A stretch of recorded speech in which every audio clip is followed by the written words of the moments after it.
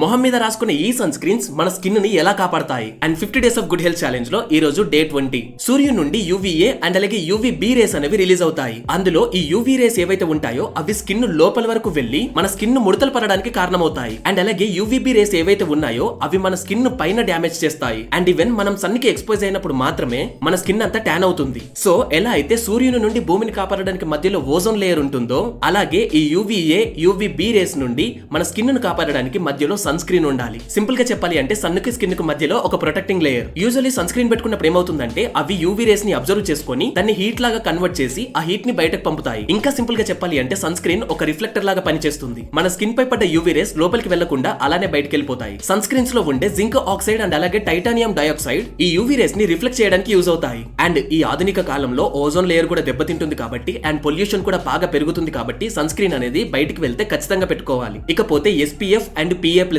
దీని గురించి next reel లో చెప్తాను. సో ఒకవేళ మీరు గనుక మీ స్కిన్ కి ఏదైనా గిఫ్ట్ ఇద్దాము ఒక సన్ స్క్రీన్ తీసుకుందాము అనుకుంటే లింక్ అని కామెంట్ చేయండి. మీ స్కిన్ కి సూట్ అయ్యే సన్ స్క్రీన్స్ లిస్ట్ మీకు పంపిస్తాను, తీసుకోండి.